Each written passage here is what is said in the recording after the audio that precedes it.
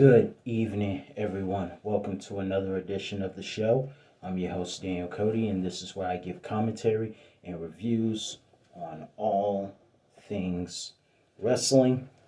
Thank you guys so much for viewing this, and special shout out to Andre, the new subscriber. Thank you, and thank you to all the new ones that have come in, because as of today, I've broken a record and now have 40 subscribers. So thank you guys so much for that. I really appreciate that, and I do not take those blessings lightly. So thank you again. But for now, let's get started with tonight's episode of Friday Night Smackdown from Hartford, Connecticut, not too far from the hometown of the McMahons and Triple H, or should I say, as Jerry would say, the mean streets of Connecticut if he was talking about Shane McMahon. So, before I talk about the opening, I'm going to get into the opening a little bit later. Let's talk about the first match of the evening, the Fatal 4-Way match between Sheamus, Ricochet, Jinder Mahal, and, of course, Cesaro. The match started off at a very quick pace. Earlier tonight during the interviews, we saw Cesaro and the others talk about their strategy heading on to the match. Sheamus laughed, and Jinder said he felt insulted. But tonight, the insults were over. It was a fatal four-way match where we saw it at a quick pace. We saw the bar fight for a second, being Sheamus and Cesaro, former tag team partners. And then we saw Ricochet being the highlight reel with a dive over the top rope. We came back later on. We will see Jinder suplex Sheamus and Ricochet Hurricanrana Cesaro. Of course, Cesaro would come back to swing Jinder Mahal 18 times, and Ricochet will go for a 450. Poor Jinder. He's going to have a headache tomorrow. Also, we saw after we saw the swing, it went into a sharpshooter, which was broken up before the 450. And it was Ricochet who tried to take advantage, but Sheamus went for the brogue kick. And Cesaro broke up the count that Sheamus did to Jinder Mahal. And thanks to Ridge Holland, Sheamus was able to pick up a victory, brogue kicking, I believe, Cesaro, his own tag team partner, former tag team partner, and Cesaro would later promise to take both those guys to a dark place. Let's move on to the next thing. I'm really looking forward to Becky versus Charlotte Flair. Uh-oh. That's the word of the day, obviously, because that's what Charlotte said last week. But I gotta be honest, those two are amazing rivals. I can't wait to see how that turns out. Sometimes people say that today's WWE is not as exciting, but I have to be honest. I'm looking forward to the Survivor Series card in certain areas. I will be rooting for SmackDown in this traditional tag match. I'm going to explain why later. But I'm looking forward to Becky versus Charlotte, Damian versus Shinsuke, as well as Roman Reigns versus Big E Langston. Keep those matches in mind. The women's tag match, should be interesting too. Now, speaking of the women, Leah and Naomi have a short match in which there was a screw job in which one of the referees fast counted Naomi, who was in a roll-up by Natalya. Natalya and Shayna get a crooked victory over Aaliyah and Naomi. And I'm going to say this with all due respect. If we wanted to see Aaliyah get screwed over by the WWE, we would have left her. If you guys want to continue to screw her over, just leave her in NXT. And that stupid Robert Stone brand, which I think is kind of ridiculous. But either way, that was a screw job. I guess we don't have to wait till Survivor Series to see a cheap job go on. But hey, another screw job. And then Sonya tried to behave like nothing was wrong. But we all know Sonya was behind the whole darn thing. Please. Moving on, let's talk about some comedy here. Give me 1 second, guys. Hello? Yeah, is Batman in? I need to talk to him. Is he there? Okay. Hello, Batman, are you there? Yeah, what's up? Did you see Smackdown earlier tonight? Yeah, I'm familiar with the WWE, but I don't really watch it that much. What are you gonna tell me? What happened? Yeah, you know one of the Joker's former you remember that guy that was the Joker's assistant? I believe he was known as he's now known as Madcap Moss. Have you heard of him? Yeah, he used to work with the Joker. Now, last I heard, those two used to be partners. And is his jokes lame? Because last I saw him, he used to make lame jokes when he was working with the Joker. I mean, no one found him funny. I heard he tried to do a comedy show one time, and he put everyone to sleep. Yeah, I also heard he tried to do comedy at the Showtime at the Apollo and they booed him off stage. But either way, I just wanted to tell you that he got his butt kicked tonight by Jeff Hardy tonight. Yeah? Okay. Thanks for letting me talk to you. Okay. Okay, I just had to get some humor out of the way. Yes, ladies and gentlemen, um, Jeff Hardy kicked Madcap Moss's butt, and in his corner tonight was Drew McIntyre. Now, the happy folks, who are not that funny at all, let's be honest, thankfully got their butts kicked, and which is going to be interesting because Corbin has to be on the same team as Hardy and Drew McIntyre. However, tonight it was Hardy's night to shine, and I was really hoping Hardy would win because when he was on Raw being sailed down for the build up of what's his name? I forgot his name. Austin Theory. When he was getting buried by Austin Theory, in my personal opinion, I'm like, this guy's a legend, and we don't know. Maybe Austin Theory does have a future, and I mean, he's a fellow hometown guy, but either way, at the same time, it's nice to see Jeff Hardy on the winning side of things. Just my opinion. And some of you may agree with this, but I'm glad he won, and I'm glad that Jeff Hardy and Drew McIntyre, who now has a new name of SmackDown Warrior, had their triumphant moment.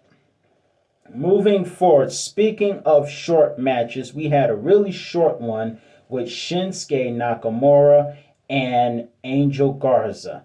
It was a short match in which Shinsuke would win, defeating Angel Garza. Also, we didn't get to see Pat McAfee dance to Shinsuke's entrance of Shinsuke Nakamura. It was worth a try.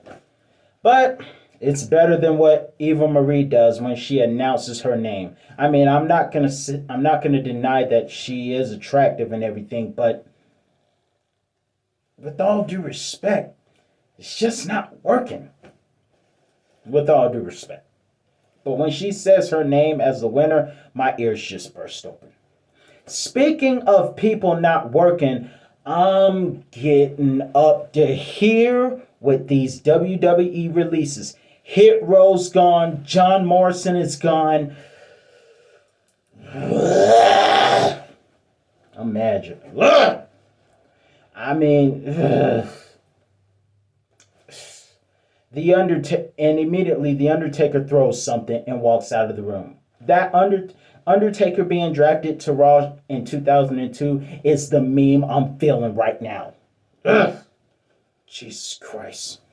Speaking of things that's interesting, let's get down to some interesting business between Shotzi Blackheart and the legit boss, Sasha Banks. Speaking of Banks, her older cousin Snoop Dogg, thoughts and prayers to him as he buried his mother recently. Thoughts and prayers to him.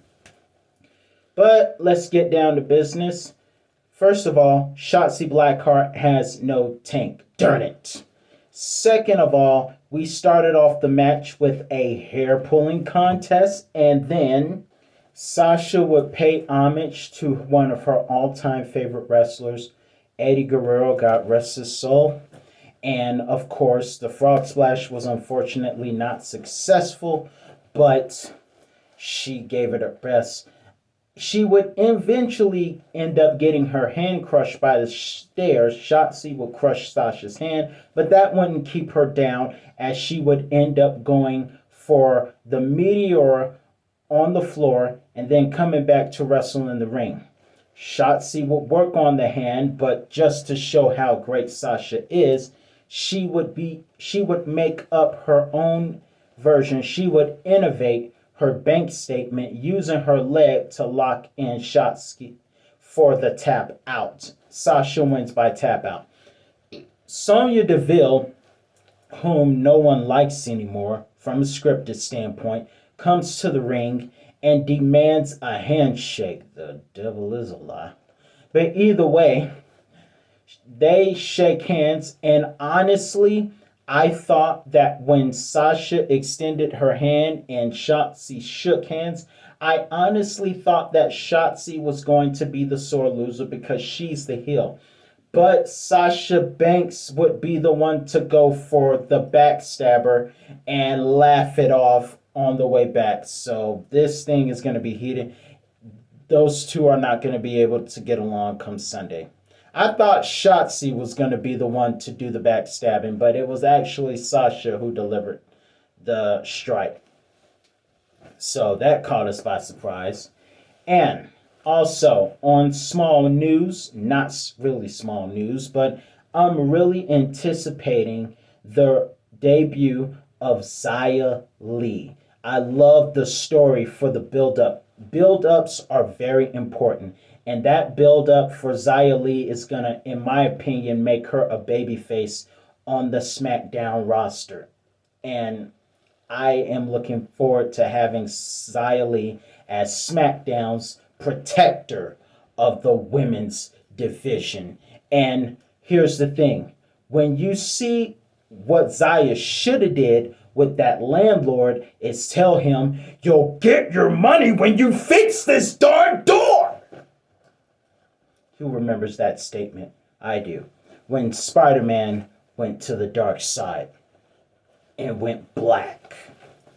So, I'm really anticipating Xia Li, and I'm also anticipating Toni Storm and Charlotte Flair having a rivalry of their own. And I will say this, thank you WWE for finally giving Toni Storm some quality treatment, as well as Shotzi Blackheart. I'm mad at y'all for taking the tank away, but I appreciate everything else.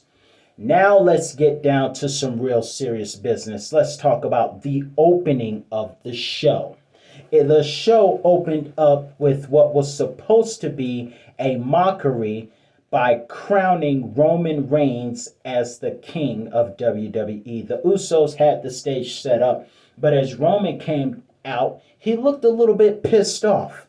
And I'm looking like, why is Roman mad? Roman looks, as he is introduced to the ring, he's like, whose idea was this? And once again, the Usos, that was his idea. Nope, that was his idea. So anyway, it goes on. And so Roman says, I don't need the crown. Xavier Woods comes out and challenges Roman.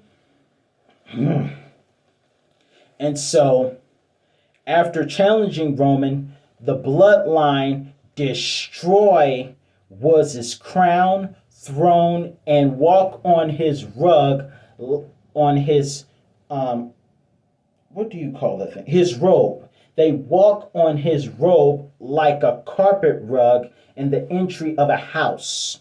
So they walk over him, and Xavier Woods is seen in tears to the point where he can't take it anymore, and he rushes down to the ring for a 3-on-1 assault. And I gotta say this, why did you guys degrade the crown? I know it's entertainment, but at least make the crown look steel, people.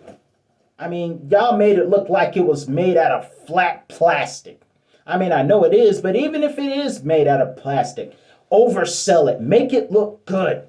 Make it mean something. It's the king. It's a crown, for crying out loud. Make the crown mean something. That's all I'm saying.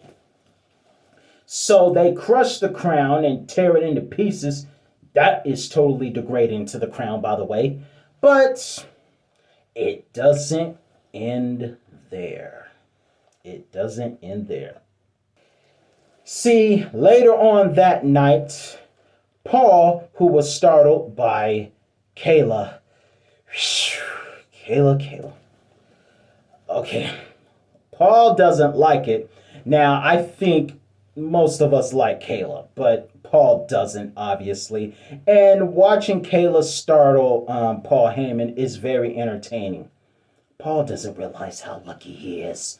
But either way, Paul is startled by Kayla, who, on the behalf of Roman Reigns, accepts Xavier's challenge. And I've never seen Xavier so angry. I never. He was backstage, also interviewed by Kayla, and Xavier said, I'm going to make the challenge. And while Roman wasn't built in a day, it's going to fall tonight. And it didn't really fall tonight, but it might be close. Because that later on that night, Xavier called out Roman. Roman showed up. I was wondering if he was going to attack from behind, but Roman is that bad donkey heel that doesn't back down from anything. So he comes out to the ring, and as he gets near the ring apron, Paul yells, Usos! The Usos get thrown into the entryway just like the Spirit Squad did on an episode of Raw in 2006. Who did this? Big E. Yes, ladies and gentlemen, Big E has come to SmackDown to brawl with the Tribal Chief, Roman Reigns. And I'm going to tell you, I'm really looking forward to that match come Sunday. And it was great to see the reunion of New Day members Xavier and Big E. Kofi is out with an injury caused by the bloodline, but it was great to see the two half of the guys together. So, what do you think about tonight's match? I thought it was interesting. Can't wait for Survivor Series this Sunday. Also, if Universe and Fate and the Lord willing, I will do a review on Survivor Series on this day, 2010, right before Survivor Series that night. And then I'm going to come back and do a review on that night's Survivor Series much later on. If not that night, Monday morning. So, that's all the time I got for you today. And I'll be back again Sunday with some more reviews on Survivor Series 010 and then that night's Survivor Series of this year. I can't wait. Hope to see you in the reviews, everybody. Have a great weekend.